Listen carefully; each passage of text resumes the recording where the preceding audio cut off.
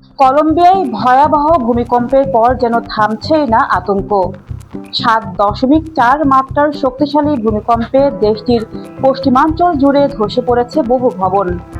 প্রাণ হারিয়েছেন অন্তত 132 জন, আহত হয়েছেন আরও 570 জন। আর সবচেয়ে বড় উদ্বেগ, প্রধান ভূমিকম্পের পর অনুভূত হয়েছে একের পর এক আফটারশক।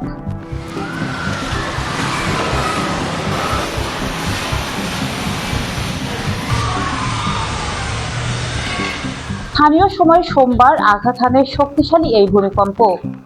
মার্কিন ভূতাত্ত্বিক জরিপ সংস্থা ইউএসজিএস এর তথ্য অনুযায়ী ভূমিকম্পটির উৎপত্তিস্থল ছিল কলম্বিয়ার চোকো অঞ্চলের সান হোসে দেল পালমার এলাকার কাছে। রাজধানী বোগোতা থেকে প্রায় 400 কিলোমিটার পশ্চিমে অবস্থিত এই এলাকায় ভূমিকম্পটির উৎপত্তি হয় ভূপৃষ্ঠের প্রায় 107 কিলোমিটার গভীরে।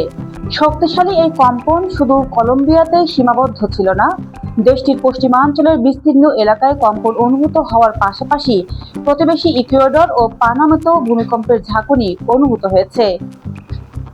তবে মূল ভূমিকম্পের পর পরিস্থিতি আরও ভয়াবহ হয়ে ওঠে। কয়েক ঘন্টার মধ্যে অন্তত 21টি আফটারশক অনুভূত হওয়ার খবর পাওয়া গেছে। ফলে আতঙ্কে ঘরবাড়ি ছেড়ে বাইরে অবস্থান করছেন অনেক মানুষ। ভূমিকম্পের সবচেয়ে বেশি ক্ষতিগ্রস্ত হয়েছে কলম্বিয়ার পশ্চিমাঞ্চলের কয়েকটি শহর। ক্যালি, পেরেইরা, কুইবদো ও ম্যানিজালেসে ব্যাপক ক্ষয়ক্ষতির খবর পাওয়া গেছে। ক্যালি শহরে অন্তত 20টি ভবন ধসে পড়েছে এবং আরও প্রায় 380টি ভবন ক্ষতিগ্রস্ত হয়েছে। ধসে পড়া ভবনের ধ্বংসস্তূপের নিচে এখনো অনেক মানুষ আটকে থাকার আশঙ্কা রয়েছে। তাদের উদ্ধারে উদ্ধার কর্মীদের পাশাপাশি সাধারণ মানুষ ও স্বেচ্ছাসেবকরাও কাজ করছেন। কেউ কংক্রিটের বড় টুকরো সরাচ্ছেন, কেউ ধ্বংসাবশেষের নিচে জীবিত মানুষের সন্ধান করছেন। কিন্তু উদ্ধার অভিযানে বড় বাধা হয়ে দাঁড়িয়েছে ভারী যন্ত্রপাতির সংকট। স্থানীয় কর্মকর্তারা জানিয়েছেন, ধ্বংসস্তূপের নিচে আটকে থাকা মানুষদের দ্রুত উদ্ধারের জন্য আরও ভারী সরঞ্জাম প্রয়োজন।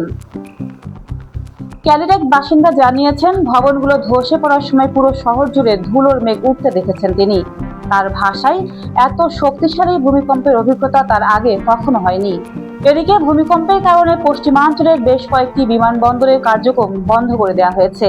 পেরেইরা, ম্যানিজালেস, কুইবদো, আর্মেনিয়া, কাতার্গো ও বুয়েনাভেন্তুরা সহ কয়েকটি বিমানবন্দরের অবকাঠামো পরীক্ষা করছেন প্রকৌশলীরা।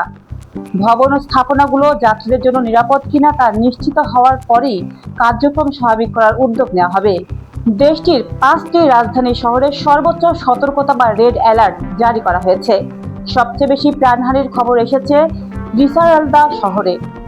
শুধু পেরেরা শহরে কয়েক ডজন মানুষের মৃত্যু হয়েছে। ভায়া দেল কাউকা অঞ্চলে বহু মানুষ প্রাণ হারিয়েছেন। নিহতদের মধ্যে শিশুও রয়েছে। সব মিলিয়ে এখন পর্যন্ত মৃতের সংখ্যা দাঁড়িয়েছে 132 জনে আর আহত হয়েছেন প্রায় 570 জন। তবে উদ্ধার অভিযান এখনো চলছে, ফলে হতাহতের সংখ্যা আরো বাড়তে পারে বলে আশঙ্কা করা হচ্ছে। এখন প্রশ্ন হলো, কলম্বিয়ায় এত ভয়াবহ ভূমিকম্পের ঝুঁকি কেন? কলম্বিয়া ভূমিকম্প প্রবণ একটি দেশ। দেশটি প্রশান্ত মহাসাগরীয় রিং অফ ফায়ার অঞ্চলের প্রভাবাধীন এলাকায় অবস্থিত। এ কারণে সেখানে ছোট ও মাঝারি মাত্রার ভূমিকম্প প্রায়ই অনুভূত হয়। তবে বড় মাত্রার ভূমিকম্প তুলনামূলকভাবে বিরল। কলম্বিয়ার ইতিহাসেও রয়েছে ভয়াবহ ভূমিকম্পের স্মৃতি। 1999 সালে আর্মেনিয়া শহরের কাছে 6.2 মাত্রার একটি শক্তিশালী ভূমিকম্পে 1100-এরও বেশি মানুষ নিহত হয়েছিলেন। সেই ভয়াবহ দুর্ঘটনার পর এবার 7.4 মাত্রার ভূমিকম্প দেশটির জন্য নতুন করে বড় সংকট তৈরি করেছে। এদিকে ভূমিকম্পের পর জাতীয় জরুরি সংস্থা ঘোষণা করেছে কলম্বিয়া সরকার। দেশটির প্রেসিডেন্ট আবেলার্দো দে লা এসপ্রিয়েলা জানিয়েছেন, ধ্বংসস্তূপের নিচে আটকে থাকা মানুষদের উদ্ধার করাই সরকারের প্রথম অগ্রাধিকার। ক্ষতিগ্রস্ত মানুষের কাছে ত্রাণ পৌঁছানো এবং জীবন রক্ষায় রাষ্ট্রের সক্ষমতা সর্বোচ্চ ব্যবহার করা হচ্ছে বলেও জানিয়েছেন তিনি। তবে সামনে এখন সবচেয়ে বড় চ্যালেঞ্জ, ধ্বংসস্তূপের নিচে আটকে থাকা মানুষদের যত দ্রুত সম্ভব উদ্ধার করা। পাশাপাশি একের পর এক আফটারশক উদ্ধার অভিযানকে আরো কঠিন করে তুলছে। একদিকে বাড়ছে মৃতের সংখ্যা, অন্যদিকে চলছে নিখোঁজদের সন্ধান। ক্ষতিগ্রস্ত ভবন ও বিমানবন্দরগুলোর নিরাপত্তা পরীক্ষা চলছে। তবে আতঙ্কে সময় কাটাচ্ছেন পশ্চিমাঞ্চলের হাজারো মানুষ। একটি 7.4 মাত্রার ভূমিকম্প যে কতটা ভয়াবহ হতে পারে, কলম্বিয়ার বর্তমান পরিস্থিতি যেন তার নির্মম উদাহরণ। উদ্ধার অভিযান শেষ না হওয়া পর্যন্ত এই দুর্যোগে প্রকৃত ক্ষয়ক্ষতির চিত্র পুরোপুরি পরিষ্কার হবে না। এখন সবার নজর ধ্বংসস্তূপের নিচে আটকে থাকা মানুষদের উদ্ধারের দিকে। কলম্বিয়ার এই ভয়াবহ দুর্যোগের সর্বশেষ পরিস্থিতি জানতে অন্যধারা নিউজের সঙ্গে থাকুন। News desk অন্যধারা।